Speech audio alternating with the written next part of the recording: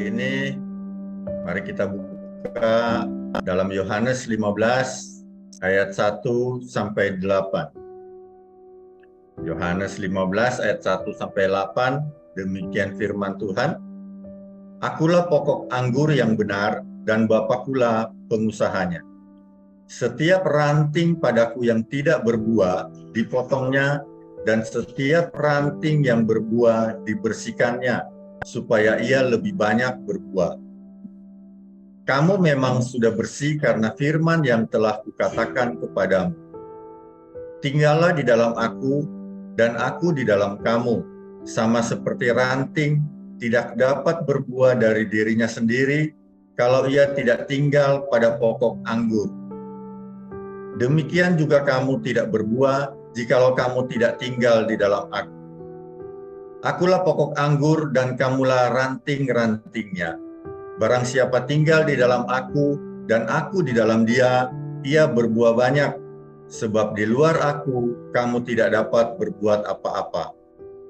Barang siapa tidak tinggal di dalam aku, ia dibuang keluar seperti ranting dan menjadi kering. Kemudian dikumpulkan orang dan dicampakkan ke dalam api lalu dibakar. Jikalau kamu tinggal di dalam aku dan firman-Ku tinggal di dalam kamu, mintalah apa saja yang kamu kehendaki dan kamu akan menerimanya. Dalam hal inilah Bapa-Ku dipermuliakan, yaitu jika kamu berbuah banyak, dan dengan demikian kamu adalah murid-murid-Ku.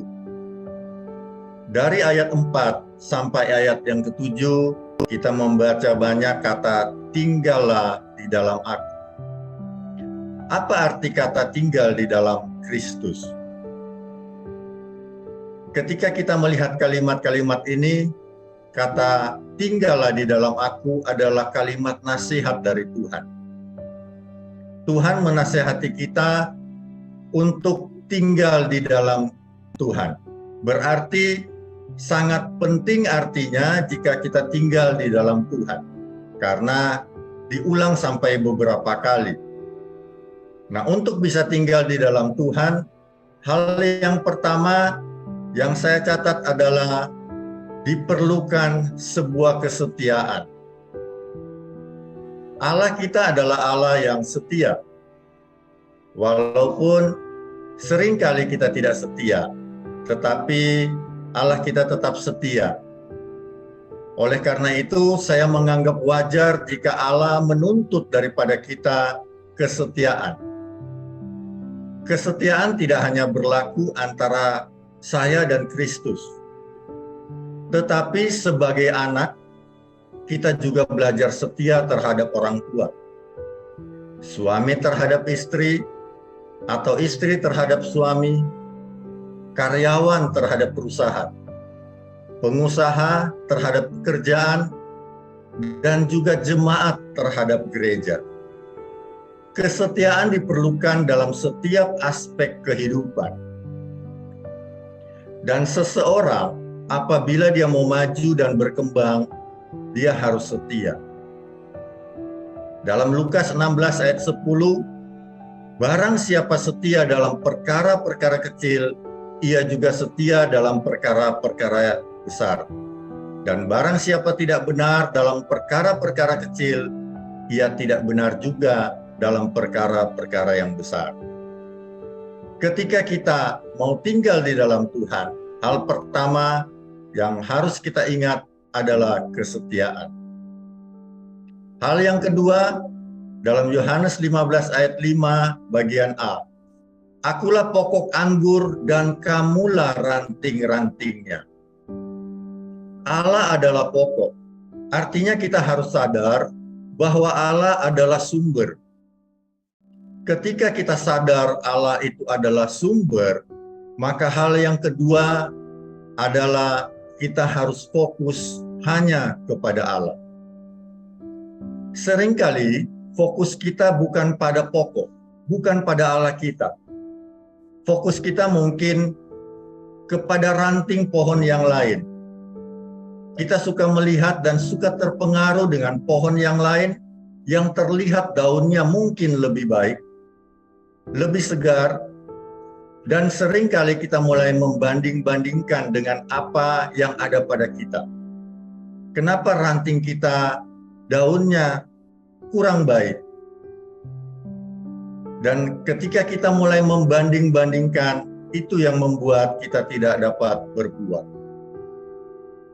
Sebagai ranting, setiap kita harus berfungsi dengan menghasilkan buah. Setiap kita harus menunjukkan bahwa kita dapat menghasilkan buah yang baik dan banyak, serta buah yang kita hasilkan itu dapat dilihat dan dirasakan oleh banyak orang. Ketika buah ini bicara mengenai dapat dilihat dan dirasakan, berarti ini bicara mengenai kehidupan kita. Gaya hidup dan kelakuan kita harus sesuai dengan firman Tuhan, agar supaya terlihat bahwa kita tinggal di dalam Allah dan Allah tinggal di dalam kita. Karena ketika kita tinggal di dalam Allah, maka kita akan terus bertumbuh. Akan ada banyak peningkatan secara rohani yang semakin bisa dilihat oleh orang dan dirasakan oleh banyak orang. Ketika kita mulai bertumbuh, maka kita akan menjadi orang yang semakin dipercaya oleh Tuhan. Yang ketiga adalah di ayat 6. Barang siapa tidak tinggal di dalam aku, ia dibuang keluar seperti ranting dan menjadi kering. Kemudian dikumpulkan orang dan dicampakkan ke dalam api lalu dibakar. Ada pilihan yang Tuhan berikan pada kita. Tinggal di dalam Allah atau dicampakkan ke dalam api. Tidak ada pilihan yang lain. Kenapa demikian? 1 Petrus 1 ayat 18 dan 19 berkata, sebab kamu tahu bahwa kamu telah ditebus dari cara hidupmu yang sia-sia, yang kamu warisi dari nenek moyangmu. Itu bukan dengan barang yang fana, bukan pula dengan perak atau emas, melainkan dengan darah yang mahal, yaitu darah Kristus, yang sama seperti darah anak domba yang tak bernoda dan tak bercacat. Ketika kita membaca ayat ini, saatnya kita sadar untuk kita tidak main-main lagi. Jangan kita menyalibkan Kristus untuk kedua kalinya dengan perbuatan-perbuatan yang kita lakukan yang tidak berkenan kepadanya. Mari kita mulai melakukan perbuatan-perbuatan yang sesuai dengan kehendak Tuhan. Jadi ketika kita mau tinggal di dalam Kristus, ada 3 hal yang harus kita ingat. Yang pertama adalah kita harus setia. Yang kedua, kita harus fokus pada sumber atau pada Allah. Yang ketiga, kita harus bisa memilih dengan benar. Kita harus bisa memilih tinggal di dalam Kristus. Ketika kita memilih tinggal di dalam Kristus, apa dampak yang bisa kita dapatkan? Yang pertama adalah dalam ayat yang kedua dan ketiga. Setiap ranting padaku yang tidak berbuah dipotongnya, dan setiap ranting yang berbuah dibersihkannya, supaya ia lebih banyak berbuah. Kamu memang sudah bersih karena firman yang telah kukatakan kepadamu. Yang pertama adalah selalu dibersihkan. Melalui kebenaran firman yang tiap kali kita dengar, kita dibersihkan.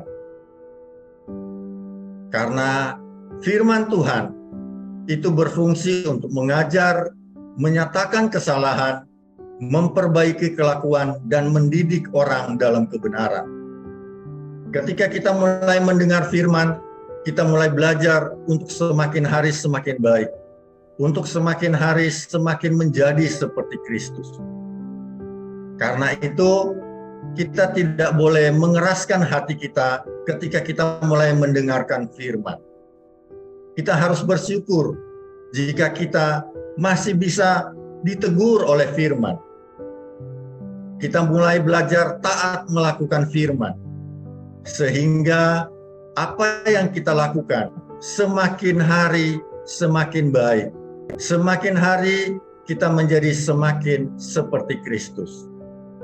Yang kedua adalah menghasilkan buah. Ayat 5 berkata, "Akulah pokok anggur dan kamulah ranting-rantingnya. Barang siapa tinggal di dalam aku dan aku di dalam dia, ia berbuah banyak. Sebab di luar aku kamu tidak dapat berbuat apa-apa."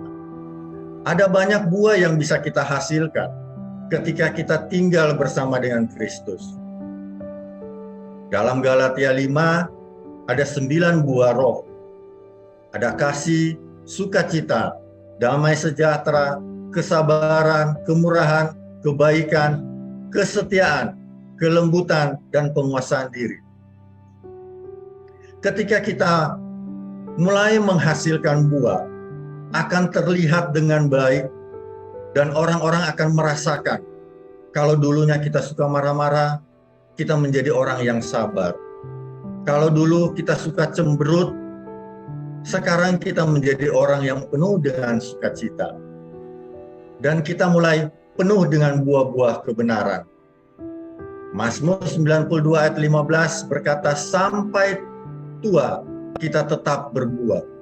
Kita tetap menjadi contoh dan dapat dilihat orang, bukan hanya ketika kita mulai muda. Dari kita muda, tapi ketika kita menjadi tua sekalipun, kita tetap menjadi contoh dan teladan.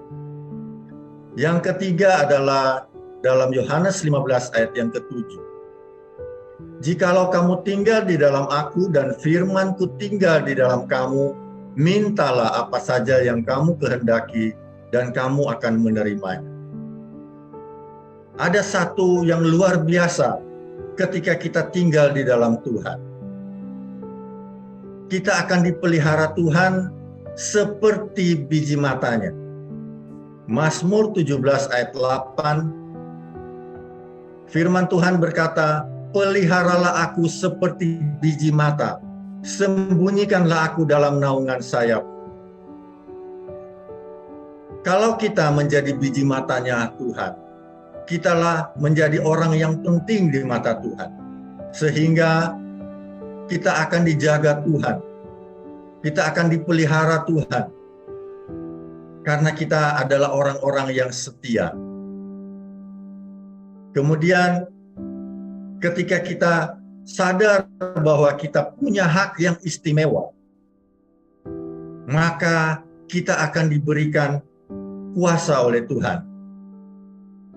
Matius 21 ayat 22 berkata, "Dan apa saja yang kamu minta dalam doa dengan penuh kepercayaan, kamu akan menerimanya." Kita diberikan hak istimewa ketika kita tinggal dalam Tuhan, kita bisa meminta apa yang kita pingin, tetapi tentunya sesuai dengan kehendak Tuhan. Nah, pagi hari ini kita belajar bahwa ketika kita tinggal bersama dengan Tuhan, kita harus menjadi orang yang setia, menjadi orang yang fokus dengan sumber, dan kita harus memilih dengan benar. Karena ketika kita memilih dengan benar, kita tinggal bersama dengan Kristus, setiap kali kita akan dibersihkan, supaya kita bisa menghasilkan buah yang lebih banyak lagi, dan kita mendapatkan hak yang istimewa dari Tuhan. Amin. Demikian firman Tuhan.